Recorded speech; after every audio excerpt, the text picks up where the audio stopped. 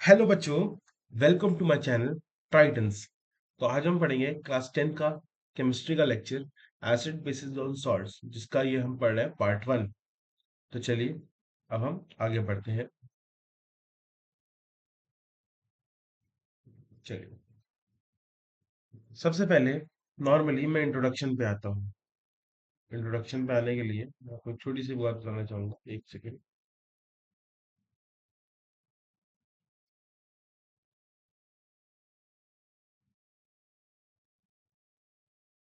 हाँ, सबसे पहले देखिए, जितने भी हमारे जो कंपाउंड्स होते हैं, जो एलिमेंट्स होते हैं, एलिमेंट्स जनरली कंपाउंड को ही बोलेंगे। वो जनरली जितने भी कंपाउंड्स होते हैं, जितने भी एलिमेंट्स होते हैं, उनको हम तीन भागों में डिवाइड करते हैं।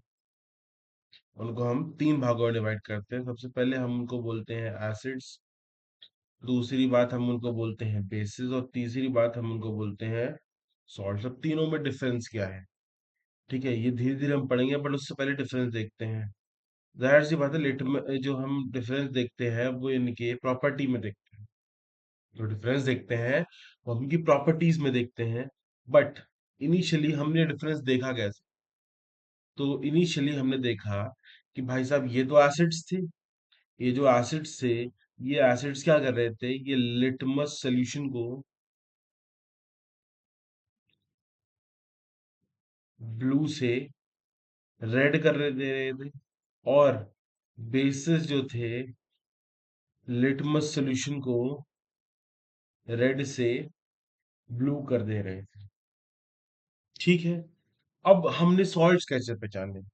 सॉल्ट्स के पास दोनों प्रॉपर्टी थी, बल्कि सॉल्ट के पास तीन प्रॉपर्टी थी। क्या ये ब्लू से रेड कर सकता है, ये रेड से ब्लू कर सकता है, मोर ओवर ये कोई रिएक्शन नहीं भी दिखा सकता है। बट हमने इसे सॉल्ट क्यों बोला? क्योंकि ये एसिड के रेडिकल प्लस बेस के रेडिकल से बना हुआ है, जो कि हम आगे पढ़ेंगे। बट उससे पहले ये बात अगर आपको क्लियर है, तो चैप्टर का ओवरव्यू बस इसी बात पर है। चैप्टर का ओवरव्यू बस इसी बात पर है। ठीक है, अब हम बात करते हैं आगे चल के एसिड्स। अब ये जो एसिड्स की बातें कर रहे हैं, ये एसिड्स होते क्या है? सबसे पहले एक प्रॉपर्टी की बात करेंगे, एसिड्स का टेस्ट। इनका जो टेस्ट होता है वो खट्टा खट्टा होता है, सॉर, SOUR, खट्टा खट्टा। नेक्स्ट, अब इनका तो हमने टेस्ट देख लिया कैसा होता है। मोर ओवर इनका काम क्या होता है? ठीक है, they generally release H+ ions. ये H+ आयंस, जिसको हम कैटायन की श्रेणी में रखते हैं, ठीक है, वो रिलीज करते हैं। मोर ओवर ये लिटमस सॉल्यूशन या फिर लिटमस पेपर को क्या करते हैं? ब्लू से रेड में चेंज कर देते हैं। तो इनकी एक काफी इंपॉर्टेंट प्रॉपर्टी है। ओके, अब कई बार क्या होता है, कुछ ऐसे भी एसिड्स होते हैं जो H+ रिलीज नहीं करते, उनको भी हम एसिड्स की श्रेणी में रखते हैं। बट हमेशा ऐसा नहीं होगा कि H+ निकलेंगे ही। तो देयरफॉर H+ निकलना उसकी डिफाइनिंग प्रॉपर्टी नहीं है। ओके, H+ निकल रहा है तो एसिड्स होंगे, लेकिन H+ नहीं निकल रहा है तब भी हो सकता है वो एसिड हो। ठीक है, अब जो एसिड्स होते हैं जनरली कई बार हमें नेचुरल सोर्सेस से भी मिलते हैं। ठीक है, जिनको हम नेचुरल एसिड्स कहते हैं। नेचुरल एसिड्स कैसे? For example citric acid, oxalic acid, tartaric acid, etcetera etcetera, बहुत सारे एसिड हैं, एसिड है। अब बहुत सारे एसिड्स ऐसे हैं जो हमने मैन मेड यानी सिंथेटिकली बनाए हैं। सिंथेटिक का मतलब है, मैं इनऑर्गेनिक एसिड्स की बात कर रहा हूँ। ठीक है, these are generally organic acids. Inorganic acids होते हैं for example H2SO4, for example HCl, for example HNO3। अब सब में एक खास बात है कि सारे एसिड्स आपको क्या नाम है, H+ देंगे। For example oxalic acid, oxalic acid कुछ इस तरीके का होता है, COOH। COOH is type of organic acid. अब जैसे ही हम इसको तोड़ने की कोशिश करेंगे, तोड़ने के लिए हल्का सा हमें H+ डालना पड़ेगा, थोड़ा सा H+ डालना पड़ेगा। तो वैसे ही हम देखेंगे CO negative, COO negative plus 2H plus बाहर हो गए। दिस मीन्स कि हाँ एसिड ने H प्लस दिया तो पक्का ही एसिड है। मोर ओवर सेकेंड एग्जाम्पल हम देखते हैं H2SO4। H2SO4 क्या कर रहा, हमने हल्का सा इसको H प्लस आयन दिया या फिर वाटर दिया, हल्का सा, हल्का सा H प्लस आयन या फिर सिर्फ वाटर दिया, ठीक है, इतना ही दे देंगे काम चल जाएगा। अब होगा क्या, H प्लस ये तोड़ेगा, प्लस SO4 2 माइनस तोड़ेगा, यहाँ पे 2H प्लस आएगा। तो एसिड्स की प्रॉपर्टी जनरली हम ऐसे ही देखते हैं। मोर ओवर सबसे इंपॉर्टेंट बात ये खट्टा होता है, ये इसकी बहुत इंपॉर्टेंट प्रॉपर्टी है। अगर इसको मैं ऐसे समझाना चाहूंगा, if you ever feel like कि आपको एसिडिटी है, तो कभी कभी ऐसा होता है कि आपके गले की तरफ कुछ खट्टा खट्टा आपको महसूस होता है। दैट खट्टा खट्टा is nothing but HCl in your stomach. तो इसलिए मैं ये बोलना चाहूंगा कि एसिड्स जनरली सो टेस्ट के होते हैं, ठीक है, खट्टे, हिंदी में किसी समझना है तो दे आर खट्टे, एक्चुअली हिंदी थोड़ा सा खट्टे टेस्ट के होते हैं, ठीक है ना। ओके, अब जो एसिड्स, ये चलो उससे पहले हम ये टेबल देख लेते हैं। This is a table of organic acid की टेबल है, जो जनरली हमें फ्रूट से मिलती है या फिर कुछ ऑर्गेनिक सोर्स से मिलती है, दे आर ऑर्गेनिक एसिड्स। अब natural sources versus their acids, देखिए सबसे पहले विनेगर। विनेगर जो हम जनरली खाते हैं, वो प्याज, सिरका, सिरका सिरका जो होता है ना, that is vinegar. It is made up of acetic acid, ठीक है ना, ये एसिटिक एसिड से ही बनता है। देयरफॉर विनेगर का मेन इंग्रेडिएंट उसका एसिटिक एसिड है, therefore vinegar is the source of acetic acid, ठीक है। नेक्स्ट, ऑरेंज, अच्छा, इसमें हम बोलते हैं विनेगर को जनरली अगर हम 10% सॉल्यूशन बना दें एसिटिक एसिड का, तो वो विनेगर बन जाता है। मींस आप 100 ml सॉल्यूशन में, सॉल्यूशन मतलब विनेगर में, आपके पास 10 ml एसिटिक एसिड होना चाहिए और 90 ml आपके पास वाटर होना चाहिए, तो आपके पास ये बन जाएगा। तो इसलिए हम बोलते हैं it's a source of acetic acid. Moreover, fruits like oranges, lemons, they have acid like citric acid. They have acid like citric acid. ठीक है। अब टैमरिंड, टैमरिंड मींस इमली। अब इमली आपने सुना होगा, इमली खट्टी, इमली खट्टी होती है। आपके घर में अगर आपको पता हो तो एक टाटरी करके आती है, टाटरी भी होती है, वो भी आपकी कैसी होती है, खट्टी खट्टी। तो देयरफॉर हम वहां से याद कर सकते हैं कि tartaric acid and tamarind means इमली, इमली, दोनों ही चीज खट्टी खट्टी होती है, देयरफॉर टैमरिंड जो है टार्टरिक एसिड रिलीज करती है। अब टोमेटो, टोमेटो ऑक्सैलिक एसिड बनाता है, ठीक है ना, टोमेटो ऑक्सैलिक एसिड बनाता है, ठीक है, बनाता मतलब उसके में कंटेंट होता है। अब कर्ड का सबको पता है लैक्टिक एसिड।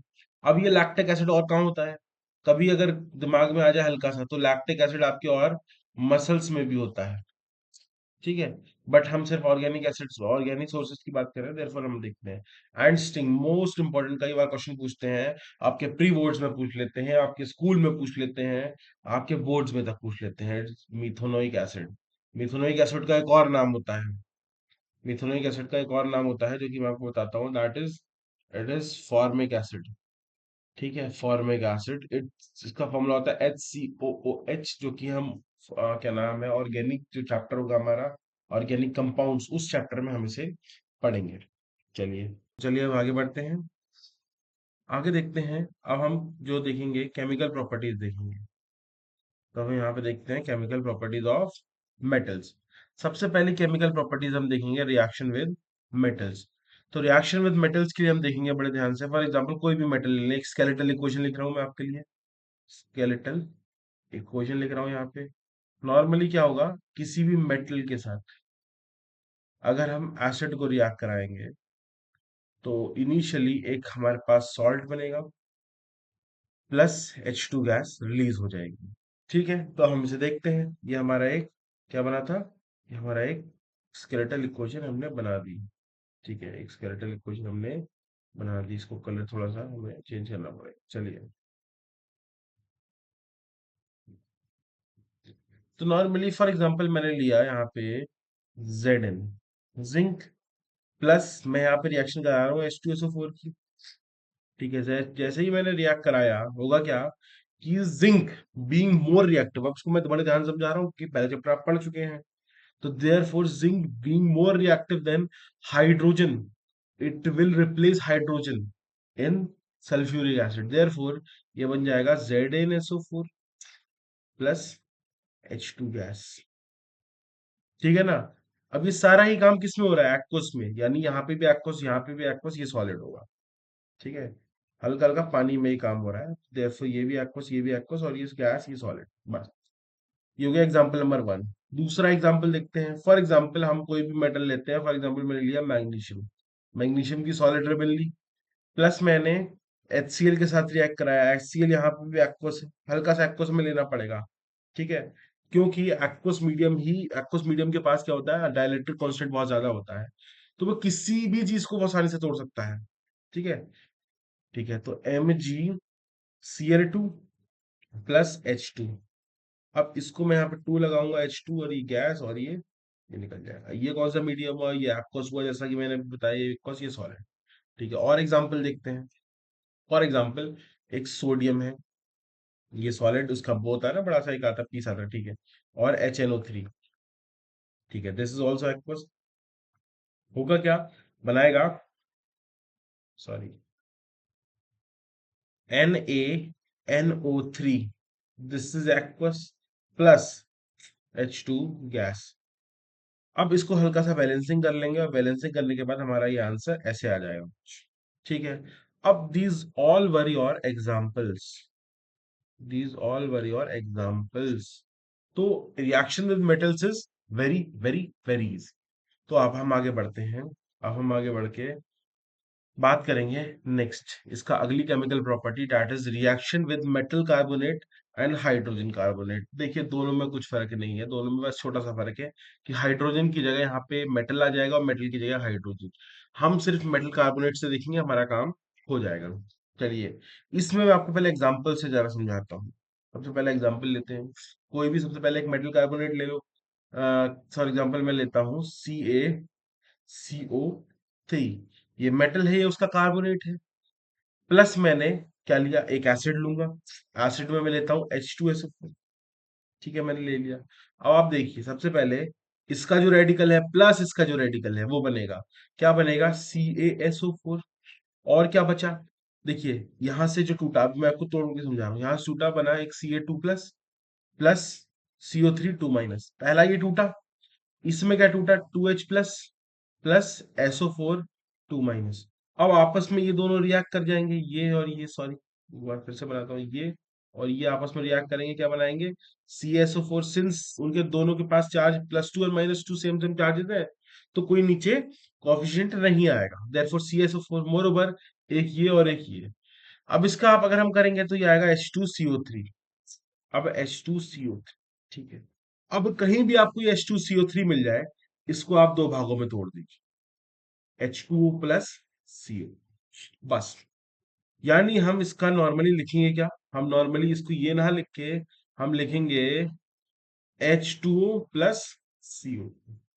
अब आप मुझे बताइए, क्या कुछ भी याद करने की इसमें जरूरत थी, मेरे हिसाब से तो नहीं थी, क्योंकि मैंने कुछ याद ही नहीं कराया, सिर्फ एग्जाम्पल से आपको क्लियर करा दिया। यानी इसकी स्केलेटल इक्वेशन क्या होगी, स्केलेटल इक्वेशन क्या होगी, नॉर्मली स्केलेटल इक्वेशन होगी, मैं एक मेटल कार्बोनेट लेता हूं, ले लिया, प्लस उसमें एसिड मिलाता हूं, तो मुझे क्या मिलेगा, एक सॉल्ट मिलेगा, प्लस एक CO2 मिलेगा, प्लस एक वाटर मिलेगा, बस, नथिंग एल्स।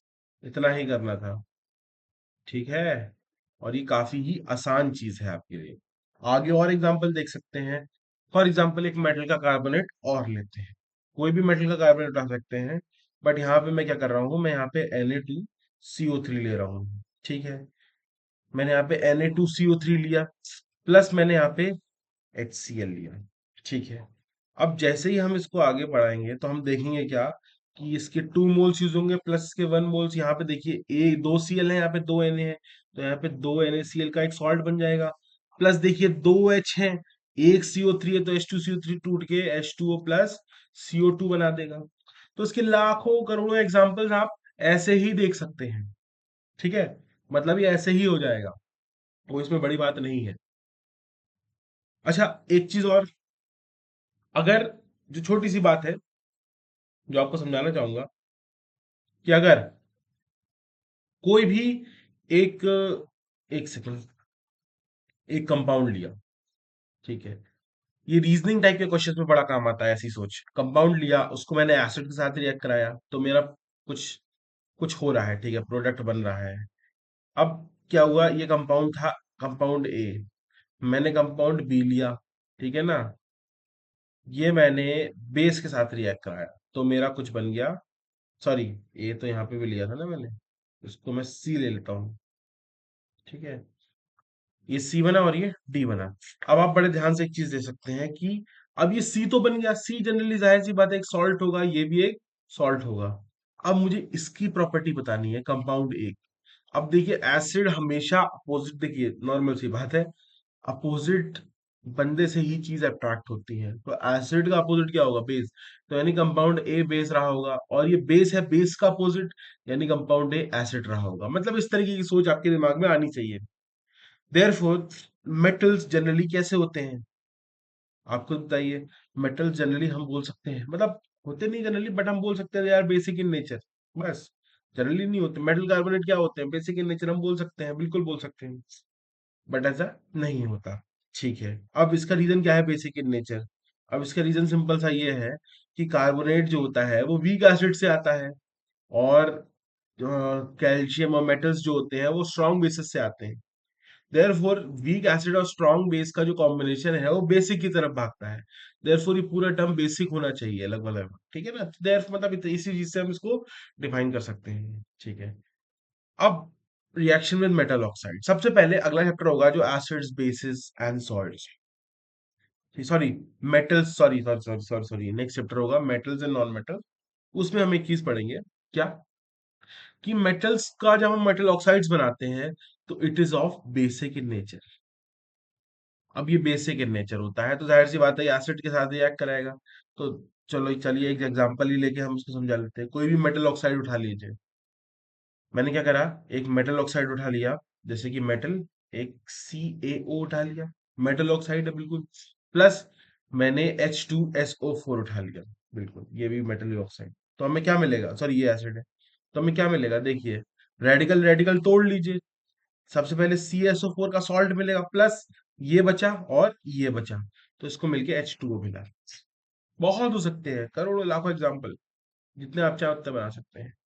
HCl, ठीक है ना, ये क्या बनेगा, ये बनेगा ZnCl2 प्लस H2O, ये दो आएंगे, 2 मोल्स आएंगे। एग्जाम्पल और देख सकते हैं, फॉर एग्जाम्पल मैंने बोला Na2O प्लस HNO3, जैसे ही हम देखेंगे हमें क्या मिलेगा, हमें मिलेगा यहाँ पे Na और NO3 का सॉल्ट बन जाएगा, यानी NaNO3, और ये दो बनेंगे तो यहाँ पर भी दो होंगे, प्लस H2। मतलब कुछ नहीं करना, बहुत सिंपल सी चीज है। अब इसकी एक स्केलेटल इक्वेशन लिख देता हूँ। स्केलेटल इक्वेशन क्या होगी, एक मैंने मेटल ऑक्साइड लिया, प्लस मैंने एक एसिड लिया, उससे क्या बना, एक सॉल्ट बना, प्लस और वाटर बना, बस, सिंपल, इतना ही आसान है, कुछ नहीं, बस इतना ही करना था, और इतना ही क्वेश्चन मतलब पेपर्स में पूछा जाता है। ठीक है, नेक्स्ट हम आते हैं बेसिस पे, ठीक है।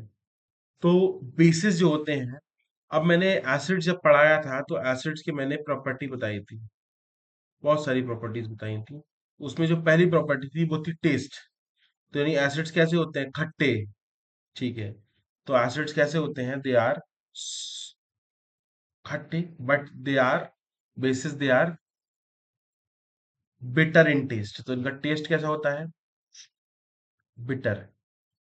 अच्छा, लौकी, करेले आप लोगों ने सुना होगा, उसमें भी जनरली बेसिस सब्सटेंस ही देखा जाता है, बेसिक होती है। अच्छा, हमारे शरीर के लिए एसिडिक चीजें ज्यादा अच्छी नहीं होती हैं, तो देयर फोर कभी लौकी, करेले, तोरी, इस तरीके की जो सब्जियां होती हैं वो कड़वी तो होती हैं, but they are basic in nature. तो इसी वजह से जब हम उन्हें खाते हैं, हमारी गट हेल्थ, हमारी हेल्थ अच्छी रहती है। देयरफॉर हम जो बोलेंगे बेटर होता है, ये किस वजह से होता है, ये इनमें बेसिस प्रेजेंट होते हैं, तो जनरली ये बेटर होता है। अच्छा, साबुन देखा है आप लोगों ने, कि चलिए एग्जाम्पल तो बाद में लिख दें, कोई दिक्कत नहीं। साबुन देखा होगा, साबुन को कभी अगर आपको थोड़ा सा भी थोड़ी सी भी समस्या हो कि हाँ साबुन हमारे पास बेस नहीं है, तो आप उसको चख के देखिए, आपको कैसा मिलेगा, वो कड़वा कड़वा मिलेगा। चलिए उससे पहले एक और चीज देखते हैं। ये तो मैंने बताया कि टेस्ट उसका बेटर होता है। मोर ओवर बेसिस, या तो दे रिलीज या तो they release O H negative ion, पहली चीज, और they accept H plus ion. ठीक है, दो ही चीजें हमें पढ़नी है। या तो वो रिलीज करेगा वो एच नेगेटिव आयन, या तो वो एक्सेप्ट करेगा एच प्लस आयन। ये अलग अलग थ्योरीज हैं, बट फिर भी दोनों ही थ्योरी एक्सेप्टेबल है। ठीक है। मोर ओवर इसके अब एग्जाम्पल्स देखते हैं। हम जो ऑर्गेनिक एग्जाम्पल्स, फॉर एग्जाम्पल जो हम बिटर गार्ड खाते हैं, ठीक है, जो बिटर गार्ड खाते हैं, मोर ओवर एक्सेट्रा एक्सेट्रा, बहुत सारे गार्ड्स होते हैं, जितने भी गार्ड्स खाते हैं हम, सारे बिटर कड़वे से होते हैं।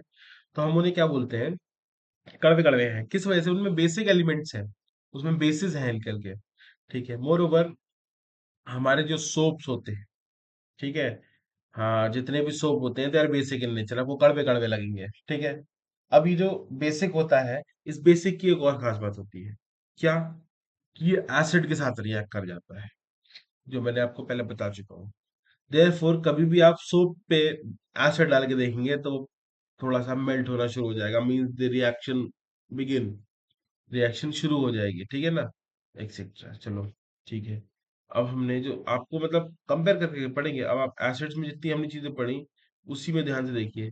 हमने बस लिटमस सोल्यूशन वाली बात नहीं करी जो मैं करने वाला हूँ, और सारी सोर्सेस की मैंने बात कर ली। ठीक है, बट लिटमस सोल्यूशन भी शायद मैं पहले आपको बता चुका हूँ, बट फिर भी मैं आपको एक बार और बताऊंगा। चलिए, चलिए सबसे पहले लिटमस सोल्यूशन या फिर पेपर की बात करते हैं। लिटमस सोल्यूशन या फिर पेपर की बात करते हैं। उधर ब्लू से रेड होता था, यहाँ पे रेड से ब्लू होगा। ठीक है। तो ये लिटमस सॉल्यूशन जो होता है, it is very important indicator of acids plus base. ठीक है। अब थोड़ा आगे बढ़ते हैं। ये तो हमने अभी तक पढ़ी इसकी फिजिकल प्रॉपर्टीज, कुछ नेक्स्ट लेवल प्रॉपर्टीज, बट हम पढ़ेंगे इसकी केमिकल प्रॉपर्टीज। सबसे पहला, रिएक्शन विद मेटल्स। चलिए, मैंने अभी आपको बताया था generally metals are basic in nature, पर ऐसा जरूरी नहीं है। हर मेटल्स जरूरी नहीं बेसिक इन नेचर हो, but metals basic in nature है, ये भी बात कहना बिल्कुल ही गलत है। मतलब मेटल्स रिएक्शन में एक प्लेस पार्ट करते हैं, बट जरूरी नहीं कि वो हमको बेसिक नेचर ही। जैसे कि zinc.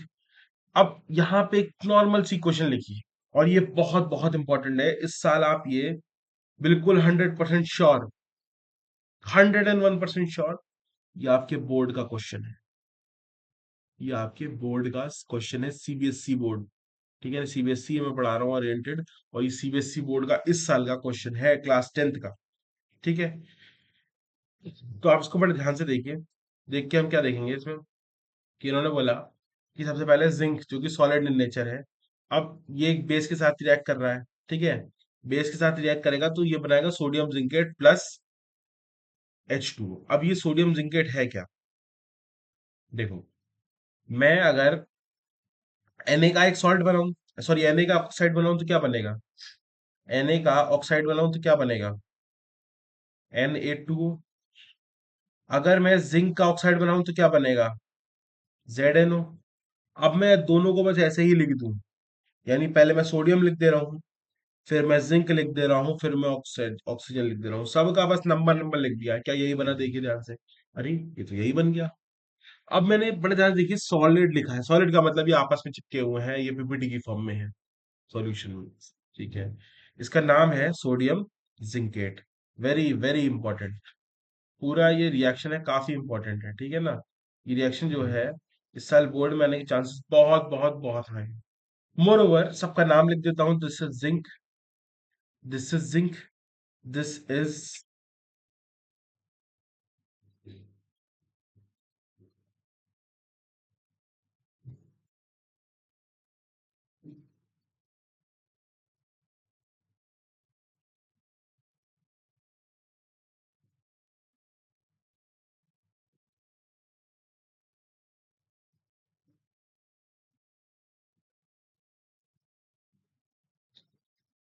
This is zinc, this is sodium hydroxide, मैं लिख देता हूं sodium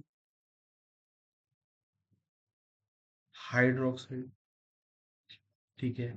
this is sodium zincate. अच्छा, इसमें इंपॉर्टेंट बात यह है कि सॉलिड ध्यान रखना, कई बच्चे एक्वस याद रख के गलत कर देते हैं, सॉलिड होता है। और ये H2 गैस, ठीक है। तो ये हो गया रिएक्शन विद मेटल्स, और एक ही एग्जांपल आपके पूरे उसमें दिया हुआ है जिससे क्वेश्चन आएगा, ठीक है। Next, reaction with non metallic oxides. अब देखिए metallic oxides are basic in nature, तो non metallic oxides are acidic in nature, तो they are acidic in nature, ठीक है। They are acidic in nature, acid base क्या बनाएंगे भाई साहब, वही एसिड बेस का रिएक्शन हो जाएगा। तो क्या करेंगे, ध्यान से देखिए, हम सी ए का लेंगे, सी ए और सी ओ क्या बना देंगे, सी ए सी ओ थ्री बना देंगे, ठीक है। और क्या बनाएंगे, प्लस, ये हमारा सॉल्ट बन गया। प्लस देखिए ओ यहां से एक चला गया, सी ए सी ओ थ्री हो गया, और क्या बचा हमारे पास, वाटर, बस खत्म। तो ये क्या है, ये बस एक सॉल्ट है, और ये हमारे पास वाटर है, ये हमारे पास वाटर है, सिंपल एज दैट, और कुछ नहीं। अब इसके हजारों करोड़ों एग्जांपल्स हो सकते हैं, बट हम कुछ एक एग्जांपल और देखते हैं, चलिए। तो एक बेस ले लेते हैं, बेस कौन सा ले लें, NaOH ले लेते हैं, और कोई भी एक मेटेलिक ऑक्साइड ले लो, no sorry non metallic oxide. Non metallic oxide का मतलब है, चलो CO2 ही फिर से ले लेते हैं, CO2 ही फिर से ले लेते हैं, ठीक है, यही नॉन मेटेलिक ऑक्साइड है। जनरली CO2 का रिएक्शन ही कराते हैं। तो क्या होगा, सी तुम्हारा Na तो पहले आ जाएगा, ठीक है। और क्या, जैसे इसका सॉल्ट बनाया वैसे ही इसका सॉल्ट बनेगा, क्या बनेगा, NaCO3, बट यहाँ पे 2Na होगा वैलेंसी के हिसाब से, तो इसको 2 कर देंगे। अब आपको बड़े ध्यान से देखना होगा कि यहाँ पे एक O चला गया, दो O, दो H, और एक O बचा, तो H2O बच गया। दिस इज ऑल्सो सॉल्ट, मतलब कुछ नहीं। अगर हम इसकी स्केलेटल इक्वेशन लिखें, किसकी, नॉर्मली इसकी अगर हम स्केलेटल इक्वेशन लिखें, तो स्केलेटल इक्वेशन में हम क्या लिखेंगे, देखिए, हम लिखेंगे एक नॉन मेटेलिक ऑक्साइड है, ये रिएक्शन कर रही है एक बेस से, तो हमें मिल रहा है एक सॉल्ट, प्लस हमें मिल रहा है वाटर। अब इसके भी चांसेस बहुत आए हैं बोर्ड में, क्योंकि जनरली क्वेश्चन इस बार थोड़ा सा टिपिकल बन सकता है क्वेश्चन पेपर, देयरफॉर हम इसको मान के चलेंगे हाँ कि ये भी हो सकता है। चलिए, नेक्स्ट है acid basis in water solution. चलिए, अब एसिड्स जो होते हैं, मैंने बताया था, दे रिलीज H+। अब H+, देखिए, H का अगर हम क्या नाम है, इलेक्ट्रॉनिक कॉन्फ़िगरेशन की 9 क्लास में पढ़ी थी, वो लिखें तो 1 आएगी, और H+ में से एक इलेक्ट्रॉन निकल गया, तो 0। यानी इसके पास एक प्रोटॉन है, 0 इलेक्ट्रॉन है, और 0 न्यूट्रॉन है, तो therefore it is highly unstable, ठीक है, हाईली अनस्टेबल है। देयरफॉर ये क्या करता है, ये एसिड वाटर के साथ रिएक्ट करके H3O+ आयन बना लेता है, जिसको हम कहते हैं हाइड्रोनियम आयन। ओके, तो वेरी वेरी सिंपल, इससे आसान चीज नहीं हो सकती, ठीक है। अब जनरली ये वाटर में इस फॉर्म में रहता है। अब हमारे जितने भी बेसिस होते हैं, ये जाहिर सी बात है, ये H+ या तो एक्सेप्ट करेंगे या OH नेगेटिव आयन देंगे। तो OH नेगेटिव आयन देंगे, तो OH नेगेटिव आयन जिसको हम कहते हैं हाइड्रोक्साइड आयन, ठीक है। बस इतना ही हमें याद रखना है कि अब एसिड्स और बेसिस ये रिलीज करते हैं हमारे वाटर सॉल्यूशन से, ठीक है।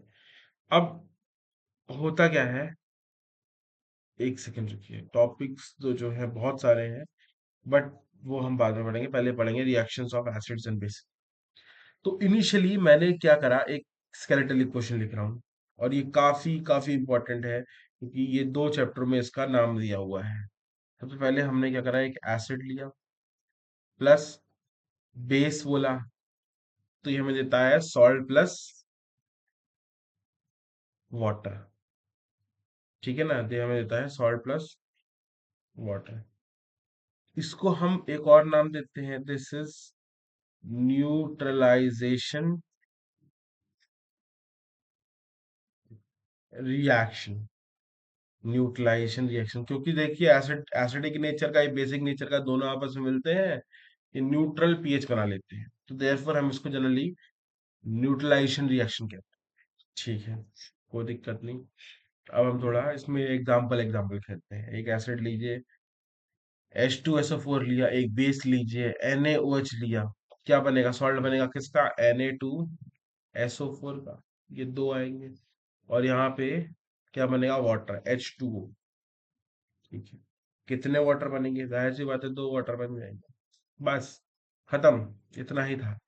अब ये था example number one. Example number two देखते हैं। एक है HCl, ये एसिड है, प्लस बेस कोई भी ले लो, मैं बोलता हूँ मैंने बेस लिया MgO, H का होल ट्वाइस, तो क्या हो जाएगा? सबसे पहले MgCl2 बन जाएगा, देयरफॉर यहाँ पे हम 2 लगाएंगे, प्लस H2O बन जाएंगे, कितने? 2, बस यही था एसिड और बेसिक बेसिस। अब इसमें हम एक चीज देखेंगे जो कि हमें देखना पड़ेगा। देखिए, अगर हम बात करें एसिड्स की, एसिड्स दो टाइप के होते हैं, एक स्ट्रॉन्ग और एक वीक। ठीक है,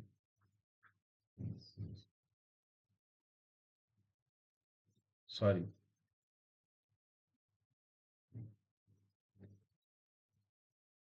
मोर ओवर बेसिस भी हमारे पास दो टाइप के होते हैं, एक स्ट्रॉन्ग और एक वीक। स्ट्रॉन्ग का मतलब जो 100% डिसोसिएट हो जाए, डिसोसिएट का मतलब टूट जाए। वीक का मतलब जो 100% ना टूटे, लेस देन 100% टूटे। ठीक है ना, लेस देन 100%।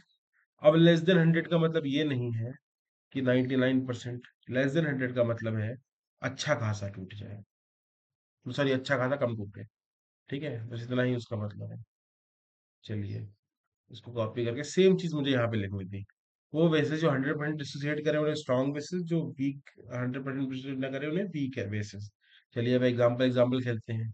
इसका एग्जाम्पल होगा H2SO4, कॉमा HCl। ठीक है, HNO3, जितने भी मिनरल एसिड्स होते हैं वो स्ट्रॉन्ग एसिड्स होते हैं। वीक एसिड्स का जैसे कि सिट्रिक एसिड, ठीक है, कॉमा, और एसिटिक एसिड, ये सारे हमारे वीक एसिड्स होते हैं। ठीक है, स्ट्रॉन्ग बेस जनरली NaOH, जो मेटल के जितने भी हाइड्रोक्साइड्स होते हैं, they are generally strong bases. ठीक है, they are strong bases, they are 100% डिसोसिएबल।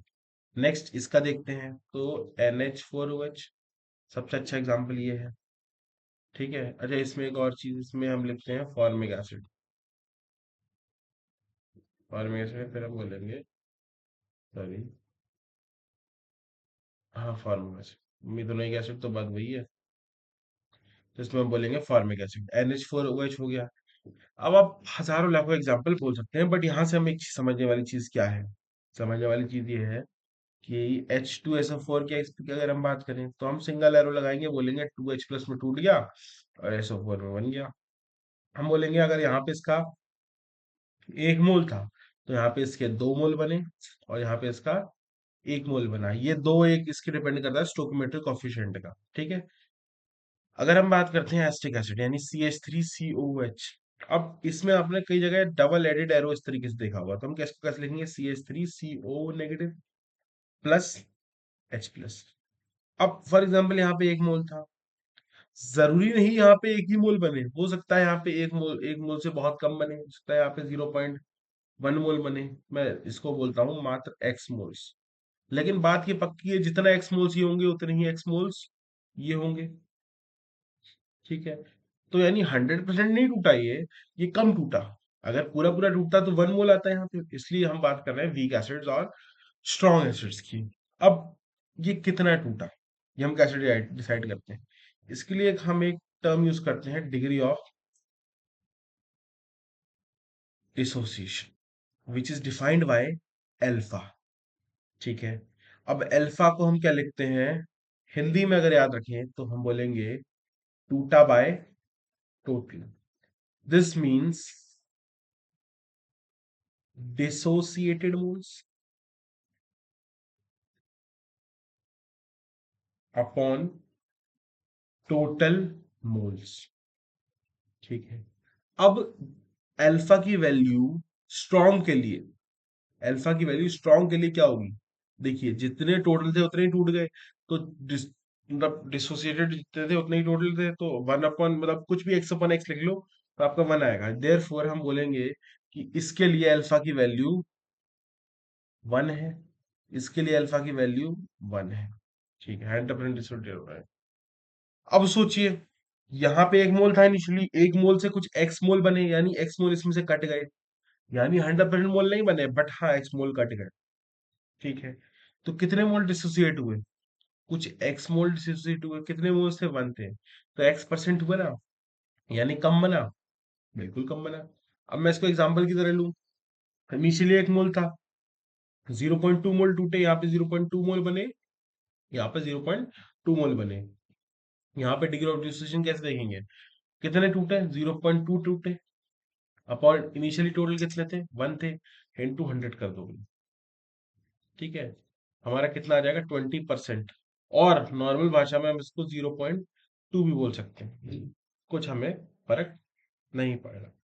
ठीक है, चलिए अब हम थोड़ा सा इसमें देखते हैं। तो यहाँ पे अल्फा की वैल्यू क्या होगी? अल्फा की वैल्यू जाहिर सी बात है लेस देन वन होगी, यहाँ पे अल्फा की वैल्यू लेस देन वन होगी।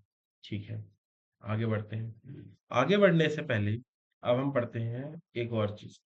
इतनी बात तो क्लियर है।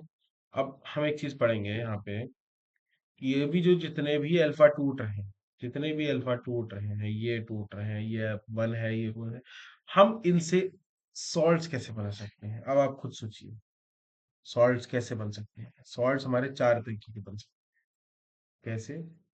तो पहली बार सुन रहे होंगे, आप सोच रहे होंगे, बट नहीं, चार तरीके के। और आप मुझे खुद ही बताएंगे कैसे चार तरीके के, क्योंकि ये लेक्चर अगर आप पूरा देख रहे हैं तो आपको पूरी क्लैरिटी हो जाएगी किस तरीके से मैंने इस चीज को समझाया है। देखिएगा, अब हो सकता है हमारे पास क्या क्या है? हमारे पास चार चीजें हैं। एक तो स्ट्रॉन्ग एसिड है, पहला स्ट्रॉन्ग एसिड है, दूसरा स्ट्रॉन्ग बेस है। ठीक है, चलिए मैं एक काम करता हूँ, मैं इसको थोड़ा सा अलग अलग लिखता हूँ। ठीक है, हमारे पास कॉम्बिनेशन बन सकते हैं बहुत सारे, बल्कि चार ही कॉम्बिनेशन बनेंगे। एक वीक है और एक एसिड है, सॉरी बेस है, एसिड तो हो गया ना, बेस है। अब मैं क्या कर रहा हूँ, इनिशियली मैंने स्ट्रॉन्ग लिया, ठीक है, स्ट्रॉन्ग ले लिया, एक स्ट्रॉन्ग यहाँ पे लिया, और मैं क्या करता हूँ, एक स्ट्रॉन्ग यहाँ पे ले लेता हूँ। ठीक है, अब मैंने यहाँ पे क्या किया, एक एसिड ले लिया, और मैं यहाँ पे एक बेस ले लेता हूँ। ठीक है, अब मैंने क्या करा, एक वीक लिया, क्या कहते हैं, नीचे हमने पूरे दोनों स्ट्रॉन्ग स्ट्रॉन्ग ले ले रहे हैं दोनों। ठीक है, ये लिया हमने, सॉरी पहले वीक वीक ले ले रहे हैं,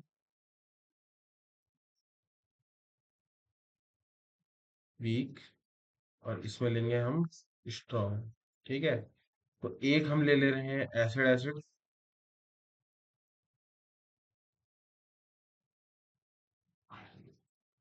ठीक है, प्लस, अब सब में हम प्लस करेंगे, तो यहीं से हमारा सारा काम शुरू हो जाएगा। देखिएगा, तो अब हम इनका कॉम्बिनेशन बनाते हैं। तो कॉम्बिनेशन बनाने के लिए स्ट्रॉन्ग एसिड के साथ हम एक स्ट्रॉन्ग बेस को मिला रहे हैं, ठीक है ना, हम स्ट्रॉन्ग बेस को मिला रहे हैं। ठीक है, मोर ओवर, हम स्ट्रॉन्ग बेस के साथ हम क्या कर रहे हैं, वीक एसिड को मिला रहे हैं। ठीक है, हमने क्या करा, सॉरी, हम वीक एसिड को मिला रहे हैं। ठीक है, मोर ओवर, मैंने क्या करा, हमने स्ट्रॉन्ग एसिड स्ट्रॉन्ग बेस बन गया, स्ट्रॉन्ग बेस वीक एसिड बन गया। अब हम क्या करेंगे, वीक एसिड वीक बेस बना देंगे। ठीक है ना, वीक एसिड वीक बेस बना देंगे, और हम क्या करेंगे, स्ट्रॉन्ग एसिड वीक बेस बना देंगे। ठीक है, स्ट्रॉन्ग एसिड वीक बेस बना देंगे।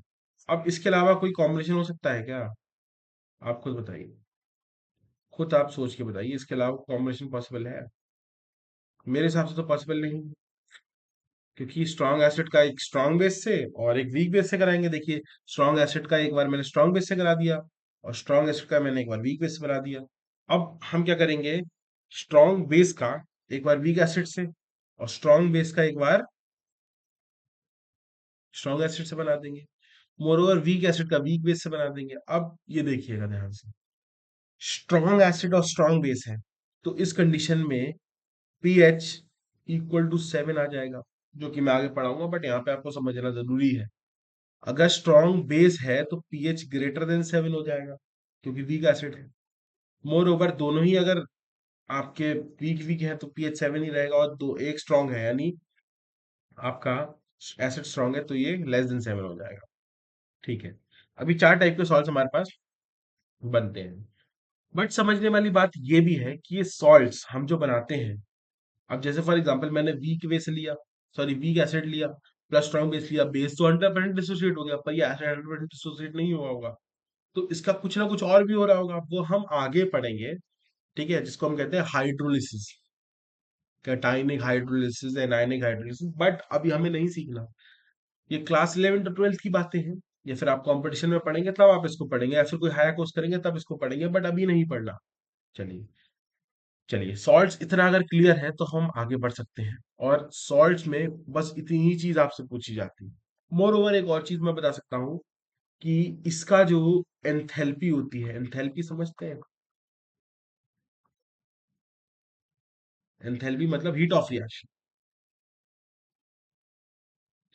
वो वेरी वेरी वेरी हाई होती है, लगभग लगभग 57 किलो जूल के आसपास होती है, लगभग लगभग लगभग। अब इसकी बात करें, इसकी एंथैल्पी थोड़ी सी लो होती है, इसकी भी लो होती है और इसकी भी लो होती है। ठीक है ना, क्यों? सीधी सीधी बात है, इसलिए लो होती है कि ये लोग वीक एसिड और वीक बेस और स्ट्रॉन्ग एसिड, सॉरी इस मतलब वीक वीक के साथ रिएक्ट कर रहा है या फिर वीक स्ट्रॉन्ग के साथ कर रहा है, स्ट्रॉन्ग स्ट्रॉन्ग के साथ करेगा तब बहुत हाई एनर्जी रिलीज होगी, बट एनर्जी तो रिलीज होगी, जाहिर सी बात है। ठीक है ना, तो जनरली जो होती है हमारी सॉल्ट बनाने की प्रक्रिया, ये कैसी होती है? This is exothermic in nature. ठीक है, this is exothermic in nature. चलिए, इतना क्लियर है, तो अब हम बढ़ते हैं effects of dilution on acids and base. अब एक छोटी सी बात, अब इसमें मैं थोड़ा डिटेल में आपको कराऊंगा। क्यों डिटेल में कराऊंगा? उसका रीजन है, रीजन ये है, फॉर एग्जांपल एसिड्स, मैंने आपको बताया एसिड जनरली अगर हम डाइल्यूट करेंगे मींस एडिशन ऑफ वाटर, तो अगर मैं बात करूं एक स्ट्रॉन्ग एसिड की, पहले मैं बात करता हूं एक स्ट्रॉन्ग एसिड की, तो ये 100% डिसोसिएट हो गए हैं, इनका अल्फा 1 है, यानी ये और डिसोसिएट नहीं हो सकते, यानी एच प्लस जितने हैं उतने ही होंगे। अब आप पानी जितना भी मिलाते जाओ एच प्लस उतने ही रहेंगे, बट स्ट्रॉन्ग एसिड्स के केस में एच प्लस तो कांस्टेंट रहते हैं, एच प्लस तो कांस्टेंट रहते हैं, इनकी मोलैरिटी कांस्टेंट रहती है, but H plus per unit volume decrease हो जाते हैं। ठीक है, वेरी वेरी इंपॉर्टेंट, जो कि यहाँ पे बात चल रही होती है। Same goes for strong base, कुछ भी नहीं, जैसे स्ट्रॉन्ग बेस सेम है, कुछ नहीं है अंतर, बस एच प्लस कॉन्स्टेंट रहेगा और H plus per unit volume decrease होगा। और इसमें हम क्या बोलेंगे? इसमें हम बोलेंगे कि ओ एच नेगेटिव आयन जो है हमारा था वो कांस्टेंट है, और O H negative ion constant है, लेकिन पर यूनिट वॉल्यूम आपका डिक्रीज हो रहा है। ठीक, ये आपकी पहली चीज आ गई। अब आपकी दूसरी चीज, अब एसिड लिया, ये एसिड कौन सा है? वीक एसिड, इसको मैंने पानी में छितर दिया, छितर दिया मतलब डाल दिया, तो इनिशियली ये कुछ 100% डिसिजन नहीं था, कुछ बोलता हूँ 20% था, 10% था, कुछ भी था, बट 100% नहीं था। तो हमने क्या देखा कि हाँ ये 100% नहीं था। अब पानी की एक ताकत होती है, पानी has a dielectric constant, very high dielectric constant. Dielectric constant का मतलब है कोई भी पोलर, जैसे कि एसिड्स पोलर होते हैं, पोलर चीजों के बारे में आगे पढ़ेंगे, जो भी कोई भी पोलर चीज होती है उनको तोड़ देता है, क्योंकि वाटर भी पोलर, बीइंग अदर सब्सटेंस भी पोलर, और उसका डाइलेक्ट्रिक कांस्टेंट भी हाई, देयरफॉर वो तोड़ देगा। तो जितना ज्यादा आप पानी मिलाते रहेंगे, जितना ज्यादा पानी, इनिशियली तो कम ही टूटा है, ज्यादा ही टूटा है, और टूट सकता है। ये तो 100% टूट गए थे क्योंकि स्ट्रांग थे, ये वीक है। ये और टूट सकता है, देयरफॉर ये और टूट जाएगा। तो H प्लस इंक्रीज होगा, H प्लस इंक्रीज होगा। ठीक है, बट वही समस्या, H प्लस जितना भी इंक्रीज हो, लेकिन पर यूनिट वॉल्यूम अभी भी डिक्रीज ही होगा। ठीक है, अब हम बात करते हैं इसमें बेसिस की। बेस कौन सा है? Weak base. इसको भी हम पानी में, जल में डाल दें, जल समाधि दे दें इसको भी, तो OH नेगेटिव आयन सेम बहुत इंक्रीज होगा, but OH negative per unit volume आपका डिक्रीज होगा, डिक्रीज होगा, डिक्रीज होगा। ठीक है, यही था इफेक्ट्स ऑफ डाइल्यूशन। अब डाइल्यूशन से क्या फर्क पड़ता है?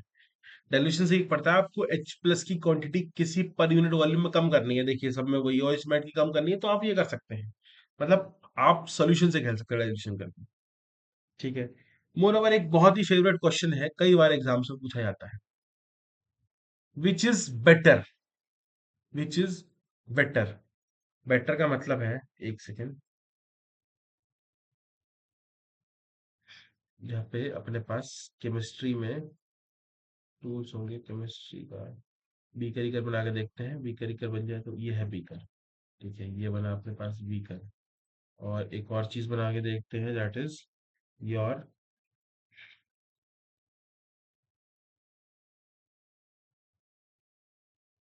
एक सेकेंड,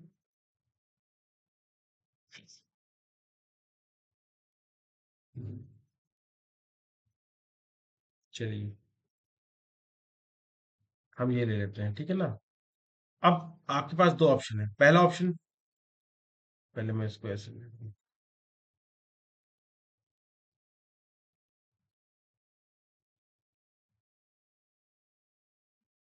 आपके पास दो ऑप्शन है। पहला ऑप्शन ये है,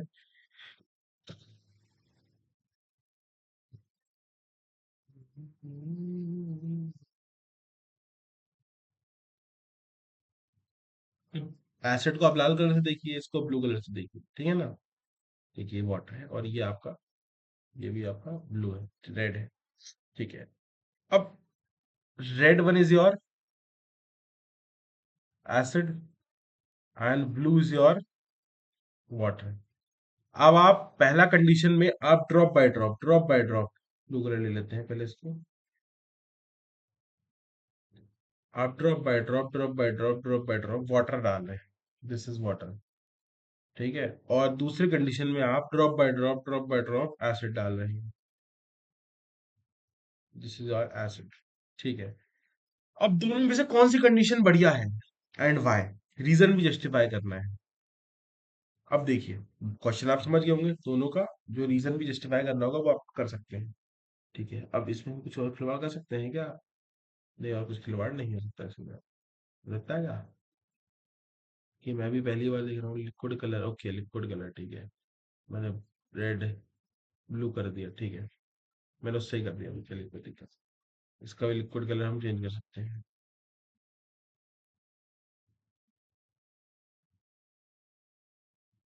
ठीक है,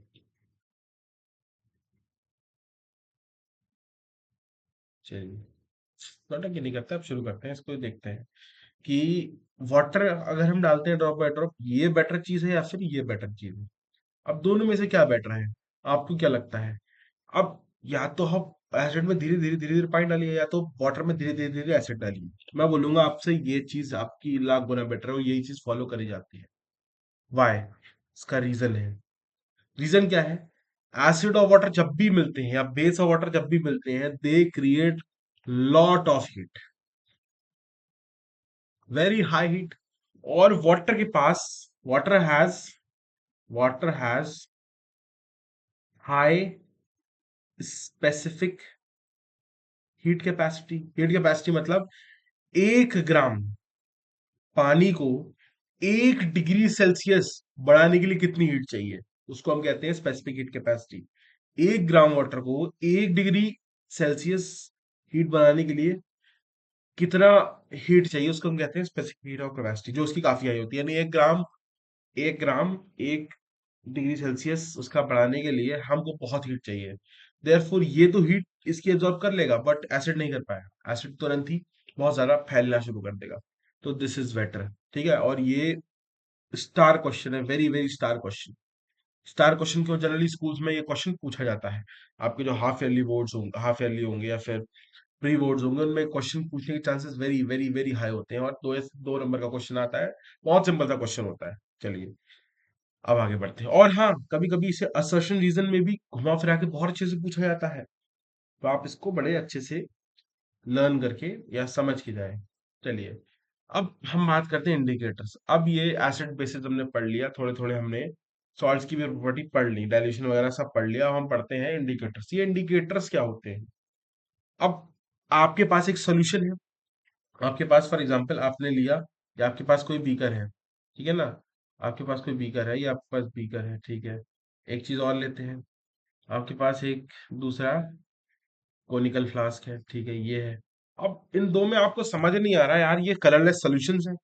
दे बोथ आर कलरलेस, चलो इनको कलरलेस बना देते हैं। They both are colourless. Colourless का मतलब ये है,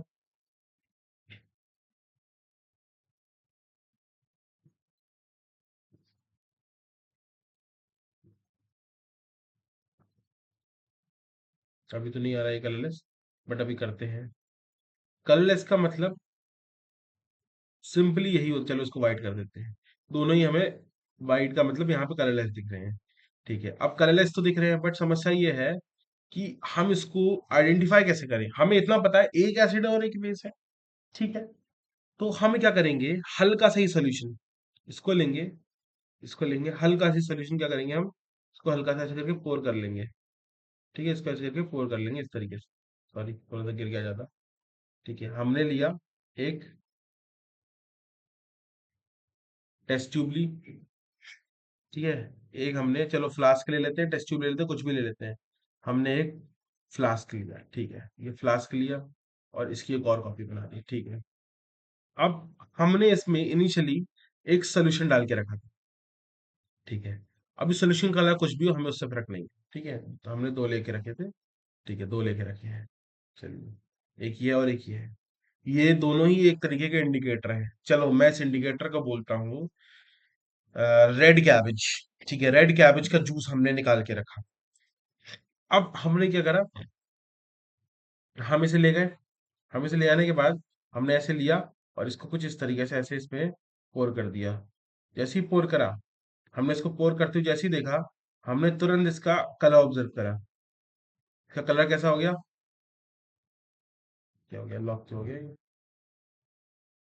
इसका जैसे ही हम कलर देखेंगे, इसका कलर हमारे पास आ जाएगा रेड कलर। अब रेड कलर देखते ही हम समझ गए, हाँ कुछ तो गड़बड़ है। ये रेड कलर आया, रेड कैबेज जूस में रेड कलर क्या इंडिकेट करता है, रेड कलर इंडिकेट करता है कि आपने इसमें देखा कि आपका आ चुका है रेड कलर, यानी ये एसिड है आपका। और जैसे ही मैंने इसको घुमाया, ठीक है ना, इसको भी मैंने कुछ इस तरीके से घुमाया, कुछ ऐसे करके मैंने इसको डाला, डाला थोड़ा सा सोल्यूशन डाला, पूरा नहीं डाला। जैसे ही मैंने इसको डाल दिया, मैंने देखा इसका कलर हो गया हमारे पास ग्रीन। अरे इसका कलर ग्रीन हो गया, इसको मैं क्या देखूं, एक सोल्यूशन ये है, एक सोल्यूशन ये है, दोनों ही इंडिकेटर्स थे, दोनों ही रेड कैबेज जूस थे, दोनों ही रेड कैबेज जूस थे। बट एक सोल्यूशन डालने पे रेड हो गया, एक सोल्यूशन डालने पे ग्रीन हो गया। यानी भाई साहब ये आपका कुछ नहीं था, ये आपका एसिड था, ये आपका बेस था। यानी इंडिकेटर्स आर, इंडिकेटर्स मतलब ये इंडिकेट करते हैं कि भाई साहब आपका जो कंपाउंड है वो एसिड है या बेस है या फिर न्यूट्रल है। चलिए अब नेचुरल इंडिकेटर्स क्या होते हैं। Natural indicators are indicators which are found from natural sources. Simple सी बात है, जैसे कि ये चार इंडिकेटर आपके जनरली बुक्स में दिए होते हैं, वही हम देखेंगे। लिटमस आपके लिटमस सॉल्यूशन से मिलता है कि नेचुरल होता है। चलिए एसिड को रेड और बेस को ब्लू कलर में, देखिए सेम कलर में मैंने बना के रखा है। अब red cabbage juice, red cabbage juice आपका जो होता है, रेड कैबेज जैसी आती है थोड़ी सी, उसको हम पीस के उसका जूस निकाल लेते हैं, और जैसे ही एसिड में डालेंगे रेड हो जाएगा, जैसे ही बेस में डालेंगे ग्रीन हो जाएगा। हल्दी घर पे सबके होती है, आप ट्राई करिएगा। हल्दी में आप नॉर्मली हल्दी आप लीजिए, किसी भी नींबू को निचोड़ दीजिएगा, पीला का पीला ही रहेगा, खूब निचोड़िए, 8-10 नींबू निचोड़ दीजिए, पीला का पीला ही रहेगा। लेकिन आप एक काम करिएगा, हैंड वॉश लीजिए या फिर आप बर्तन धुलने का कोई भी साबुन, नहाने का बर्तन, आपकी मर्जी। आप उसको थोड़ा सा कद्दूकस करिए, उसको मिक्स करिए, एक सोल्यूशन बनाइए। अब उसमें हल्दी 1 टेबल स्पून पोर करिए, 2 टेबल स्पून, जितनी मर्जी उतना करिए, लेकिन एक लिमिट होती है, तो आप मुश्किल से मैं कहूंगा 1 ही टेबल स्पून पोर करिए। अब आप उसको खूब थरली मिक्स करिए। ठीक है, हल्का सा हीट करने की जरूरत नहीं पड़ेगी, हल्का सा हीट कर सकते हैं तो कर दीजिएगा, बट हीट करने की जरूरत नहीं है। आप क्या देखेंगे, हल्का सा रेडिश ब्राउनिश अपीयरेंस आएगा। और रेडिश ब्राउनिश अपीयरेंस का मतलब कि आपने पेस्ट डाला है, जो मैंने प्रैक्टिकली, आप ये चीज कर सकते हैं। आप प्रैक्टिकली ये चीज तो कर सकते हैं, बाकी शायद आप कर पाए ना कर पाए, ये बाकी चीज मिले ना मिले। चलिए, अब अगला है फ्लावर ऑफ हाइड्रेंगिया। ठीक है, हाइड्रेंगिया का फ्लावर फूल होता है। अब उसका हम एक्सट्रैक्ट अगर निकालें तो एसिड में डालें ब्लू कलर का, और बेस में डालें तो पिंक कलर का, वेरी सिंपल। अब कुछ सिंथेटिक इंडिकेटर्स, यानी ऐसे इंडिकेटर्स जो मैन मेड है, दो ही है, हम दो ही पढ़ेंगे। अब और भी होते हैं, मिथाइल रेड भी होता है, बट हम मिथाइल ऑरेंज तक ही पढ़ेंगे, जनरली यही हमारे बुक्स में दिया होता है। सबसे पहले फिनोल्फिनीन। फिनोल्फिनीन होता है, जो होता है, ये जब हम एसिड में डालेंगे कोई कोई रिएक्शन शुरू नहीं करेगा, कलरलेस ही रहेगा, पानी की तरह बिल्कुल आर पार दिखेगा। पिंक में डालेंगे पिंक हो जाएगा, न्यूट्रल में डालेंगे कलरलेस हो जाएगा। ठीक है, तो यानी अगर आपने फिनोल्फिनीन डाला, तो अगर ये कलरलेस शो कर रहा है, तो या तो ये एसिड है, या तो ये न्यूट्रल है। अगर ये पिंक शो कर रहा है, तो तब ये आपका बेसिक है। ठीक है, कोई दिक्कत नहीं। अब हम बात करते हैं आपकी मिथाइल ऑरेंज की। ठीक है, मिथाइल ऑरेंज जो है एक हमारा स्टेनिंग मटेरियल है, जो कि हम यूज करते हैं। ये आपका एक स्टेनिंग मटेरियल है जो कि हम यूज करते हैं। चलिए, अब इसको हम कैसे यूज करते हैं। आपने एसिड में डाला तो ये रेड दिखेगा, आपने न्यूट्रल में डाला ऑरेंज दिखेगा, आपने रेड में बेसिक में डाला तो ये आपको येलो दिखेगा। ठीक है ना, एक तरीके से शेड दिखती है और कुछ नहीं। बस इतनी चीज आपको याद रखनी है, और इसी से आपको पूछा जाएगा। चलिए, अब ऑल फैक्ट्री इंडिकेटर्स क्या होते हैं। अब ऑल फैक्ट्री जो शब्द है, जनरली हम लोग बायो में यूज करते हैं फॉर स्मेल, फॉर सेंस। ठीक है ना, तो कभी भी आपने एक सुना होगा वेनिला एसेंस। हम वेनिला एसेंस डालते हैं, तो जो वेनिला एसेंस डालेंगे तो उसकी वजह से हम पता लगता है कि उसका अलग ही एक टेस्ट, अलग ही सारी एक एसेंस फील आती है, स्मेल आती है। इसके हम बता सकते हैं कि ये जो इंडिकेटर है, ये जो सोल्यूशन है, वो आपका एसिड है या बेस है। Got it. ठीक है, तो आपका सिंपली एक एग्जांपल दे रखा है वनीला एसेंस का। ठीक है, अब universal indicator, such indicators which are universally accepted, or they are indicators which are given like universal, जो होते हैं मतलब हर जगह वो उपलब्ध होंगे और हर जगह दिखेंगे। ठीक है, ऐसे इंडिकेटर्स को यूनिवर्सल इंडिकेटर्स कहते हैं। अब इसका एग्जांपल जनरली बुक में नहीं दिया, ये टॉपिक भी यूनिवर्सल इंडिकेटर्स आपके बुक में नहीं होगा, बट फिर भी मैं इसको एक चीज बताता हूँ, एक एग्जांपल बताता हूँ। आपने कभी किसी फैक्ट्री के आसपास एक पत्ता देखिएगा और एक नाच, चलिए चलिए वो छोड़ी छोड़ी इंडिकेटर्स आपको मैं बताता हूँ अलग से। आपने कभी लाइकेंस सुना है, लाइकेंस? लाइकेंस, हाँ, बायो में पढ़ते हैं लाइकेंस, आप पढ़ा होगा बिल्कुल। लाइकेंस मैंने ही पढ़ाया था। Lichens are, they are mutualism of fungus, यानी फंजाई प्लस एल्गाई। अब जनरली जापान जैसे एरिया में, जहाँ जापान है, जापान में हमें ये वाइट वाइट कलर की लाइकेंस हर पेड़ पौधे पे हमें दिखेगी, क्यों? वहां पे पॉल्यूशन नहीं है। इंडिया में अगर आप देखेंगे तो ये आपको दिखाई नहीं देगी। This is of India, this is of Japan. ठीक है ना, क्यों? दे आर यूनिवर्सल इंडिकेटर्स, ये दिखा रहे हैं कि हमारा जो एनवायरमेंट है वो पॉल्यूटेड है, वो थोड़ा सा एसिडिक मीडियम की तरफ ज्यादा है। देयरफॉर हम बोल सकते हैं कि इंडिया पे जितना भी, इंडिया में जो इंडिकेटर है लाइकेंस, वो नहीं दिख रहे हैं। कुछ जंगलों में, कुछ डीप जंगल्स में, जहाँ पे 100% प्योरिटी, 100% पॉल्यूशन फ्री होगा, जहाँ पे पोल्यूशन नहीं होगा वहीं पे एग्जिस्ट करते हैं। ठीक है ना, और सेम है। चलिए, चलिए, अब हम बात करते हैं स्ट्रेंथ ऑफ एसिड्स और बेसिस की, उसके बाद पीएच स्केल की बात करें। देखिए, मैंने आपको बताया सबसे पहले एक आता है स्ट्रॉन्ग और एक आता है वीक। एक आता है स्ट्रॉन्ग और एक आता है वीक। अब स्ट्रॉन्ग और वीक का क्या मतलब है यहाँ पे? या तो ये स्ट्रॉन्ग एसिड हो सकता है, या तो ये स्ट्रॉन्ग बेस हो सकता है, या तो ये स्ट्रॉन्ग एसिड हो सकता है, या तो ये स्ट्रॉन्ग बेस हो सकता है। सेम गॉस फॉर, या तो ये स्ट्रॉन्ग सॉरी वीक एसिड हो सकता है, या तो ये वीक बेस हो सकता है। अब इसकी स्ट्रेंथ क्या है? इसके पास H प्लस आयंस ज्यादा होंगे, के पास OH नेगेटिव आयन ज्यादा होंगे। इसके पास H प्लस आयन कम होंगे, बट इतने भी कम नहीं होंगे, इसके पास OH नेगेटिव आयन कम होंगे। तो इनकी पीएच की बात कर लेते हैं। पीएच इसका स्ट्रॉन्ग है, तो 1 से 3 तक इसी का रहेगा बोलबाला, और ये 4 से 7 तक आप लगा लीजिए। इसका पीएच आप जो वीक एसिड्स है, sorry sorry sorry sorry my bad, strong acids का जो होता है वो 11 से 14 होता है, ठीक है, स्ट्रॉन्ग बेस का सॉरी।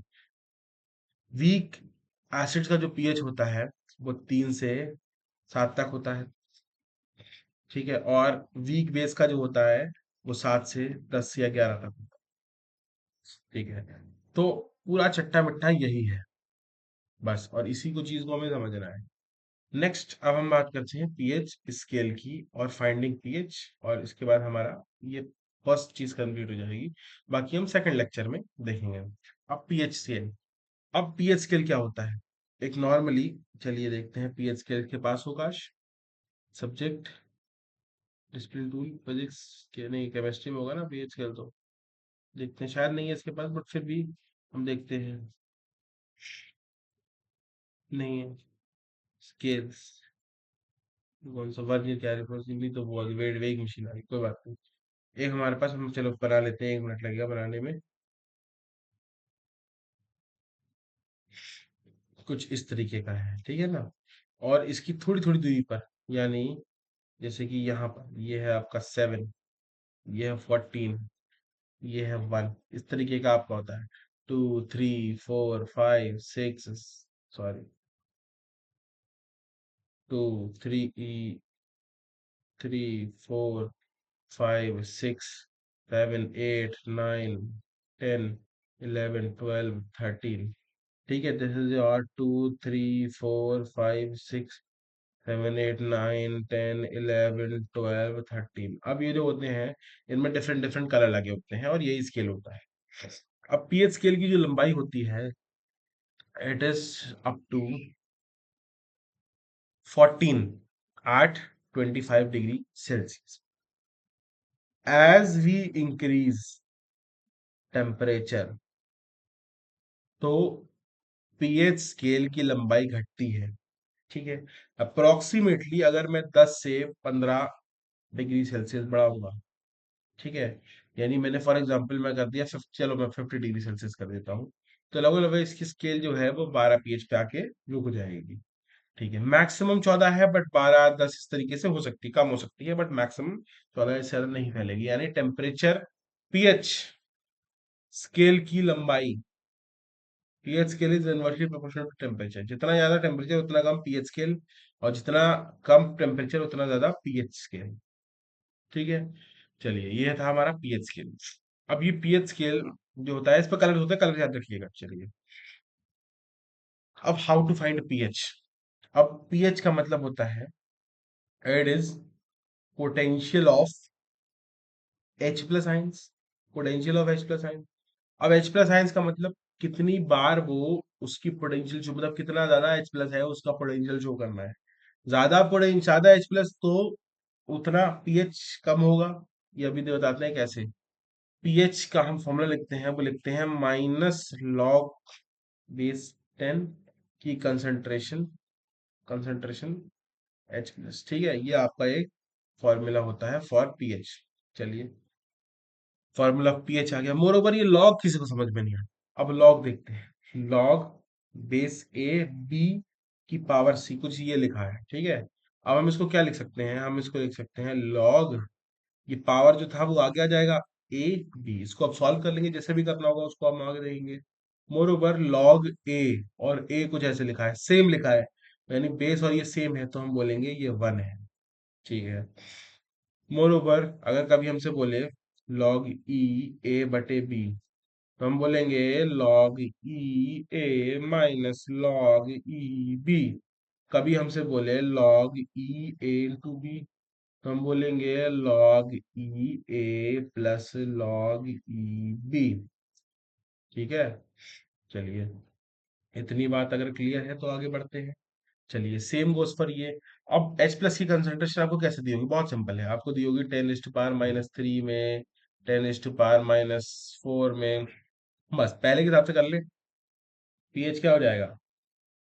-log ऑफ 10 × 10⁻³ ये पावर देखिएगा जो यहाँ पे लगी वो आगे आ जाएगी, यानी पीएच माइनस का -3 log 10 10। अब देखिएगा ये चीज अप्लाई हो रही है, सेम बेस सेम एक्सपोनेंट, ये तो इस ये 1 हो जाएगा। तो ये कितना आ जाएगा? -3। पहले केस में पीएच आया 3, तो दूसरे केस में पीएच कैलकुलेट करते हैं। कितना आएगा? -log ऑफ H प्लस कितना है? 10⁻⁴। अब देखो, सेम यहाँ के लिए -4 आगे आ जाएगा, तो हम क्या बोलेंगे? PH is equals to -4 log 10, और ये 10 रह जाएगा, ये तो आपका 1 हो गया। कितना आया? 4। तो पीएच कितना आया? 4। अब बताइए, -10⁻³ ज्यादा है 10⁻⁴? जाहिर सी बात 10⁻³ ज्यादा है, और 10⁻⁴ कम है। देखिए, तो मैं यहाँ से क्या बोल सकता हूँ? यहाँ से मैं बोल सकता हूँ, एक सेकेंड, ये थोड़ा सा आ गया।